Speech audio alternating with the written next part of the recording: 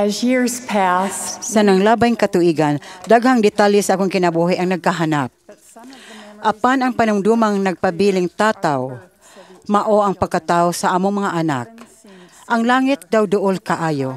O kung ako maningaw, hapit akong bation ang samang mga pagbati sa ligdo nga pagtahod o katingala nga akong nasinati sa kada usa sa masuso nga akong gikugos.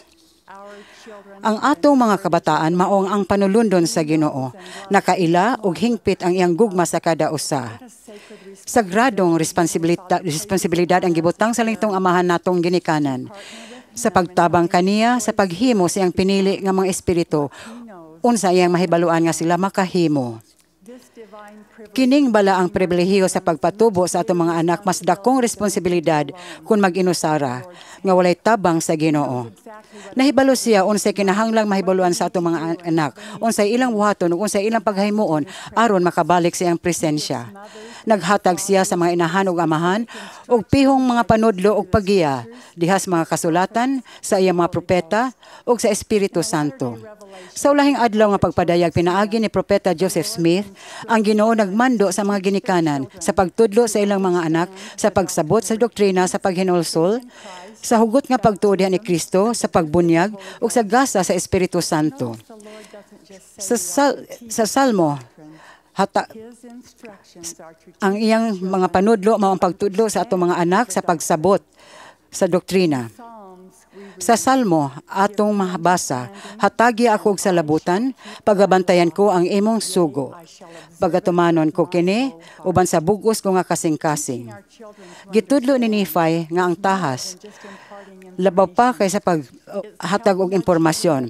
Kini ang pagtabang sa atong mga anak sa pagbutang sa mga nga kuni mahimong sa ilang pagkatao o makita sa ilang mga kinaiya o mga tibok nilang kinabuhi.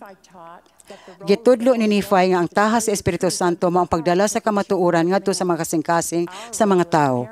Ang atong taas isip ang ginikanan mao ang pagbuhat sa tanan nga atong mahimo sa pagbugna og sitwasyon di na atong mga anak mobati sa impluwensya espiritu ug dayon tabangan sila sa pag-ilaon sa ilang gibati.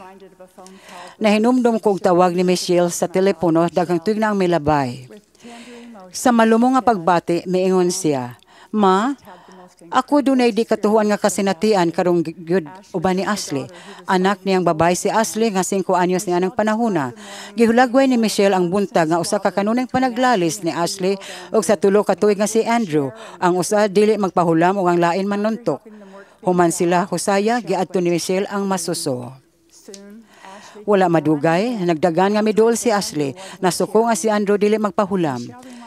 May pahinumdum si Michelle ni Ashley sa pagsalig nga ilang gihimo sa home evening nga magmas mabination sa usag-usa.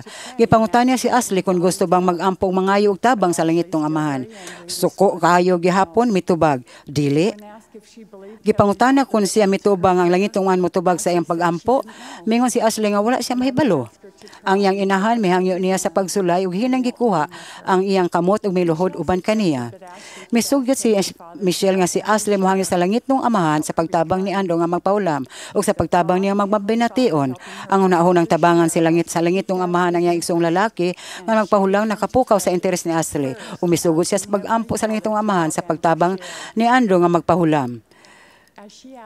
Samtang mihangyo kaniya nga tabangan siya magmabination, mihilak siya.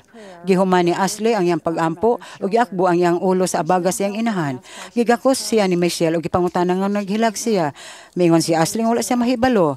Mingon niyang inahan, "Ako nahibalo nganong naghilak ka. Maayo ba ang imong gibati?" Miyango si Ashley ug may padayon ang inahan. Ang espiritu nagtabang kanimo mobati ini. Kini paagi sa langitong amahan sa pagsulti nga siya naghigugma og motabang kanimo. Gipangutana niya si Ashley kung mituo siya niini kung siya mituo ang langitong amahan makatabang kaniya. Mga matang puno sa mga luha si Ashley miingon nga siya mituo. Usahay, ang labing gamhanang pagtudlo sa atong mga anak sa pagsabot sa doktrina mao ang pagtudo sa kahulugan sa ilang gisinatin anang higayon. Kining mga higayuna wala planoha og sagad na hitabo sa kinabuhi sa pamilya. Kini moabot og daling mawala. Busa kita gyud magbantay magkaila og higayon sa pagtudlo kun ang atong mga anak moduol nato nga may pangutana o kaguol. May mga problema sa pag-iuban sa mga igsuon o mga higala. Nagpugong sa kasuko, nasayop o maghimo og desisyon. Kung kita andam o magpagiya sa espiritu ni mga higayuna, ang atong mga anak matudluan nga may dakong epekto o pagsabot. Importante usab ang mahigayon sa pagtudlo nga moabot samtang kita maayo nagplano og naanda mga okasyon sama sa pag-ampo sa pamilya, pagtuon sa kasulatan, family home evening ug ubang mga kalihukan sa pamilya.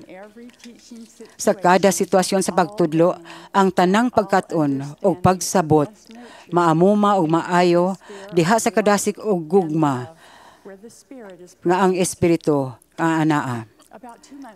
Mga duha ka bulan sa dili pa ma 8 anyos ang iyang mga anak, usa ka mahan mugahin og panahon kada semana sa pag-andam nila alang sa bunyag. Miingon ang iyang anak nga babae nga sa iya ng turno gihatagan siya og journal ug nagtupad sila rang duha og lingkod og naghisgot og nakigbahin og mga pagbati kalabot sa mga baruganan sa ebanghelyo. Ipadrawing siya og hulagway samtang nagpadayon. Ipakita ang kinabuhi nga wala pa dinhi sa yuta og sa yuta ug sa kinabuhi dinhi sa yuta ug ang lakang nga iyang himuon sa pagpaduol sa langit ng amahan.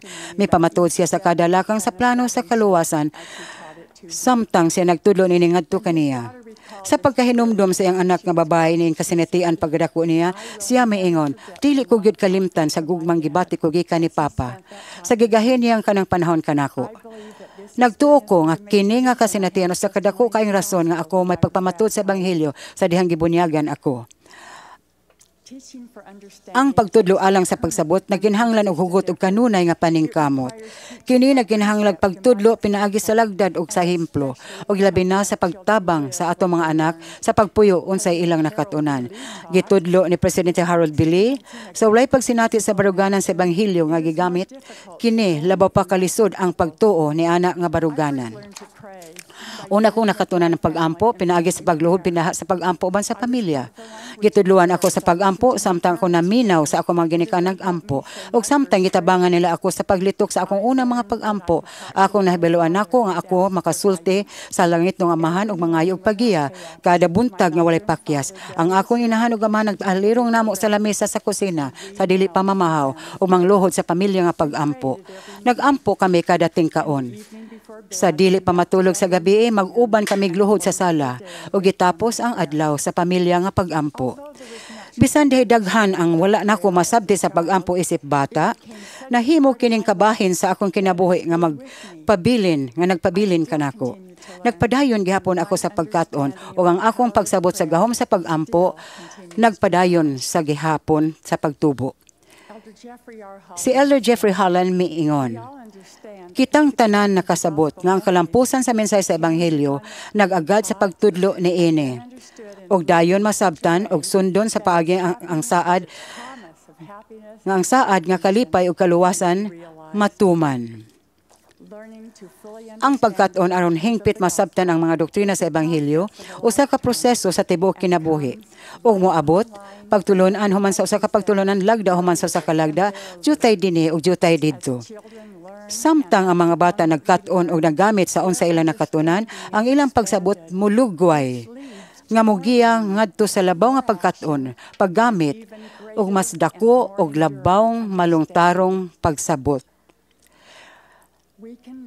Makahibalo kita nga ang atong mga anak nagsugod na sa pagsabot sa doktrina kung makita natong gipakita sa ilang mga kinaiya o mga lihok nga walay paghadlok o ganti. Samtang atong mga anak nagkat-on sa pagsabot sa mga doktrina sa ebanghelyo, sila mahimong mas independente o mas responsable.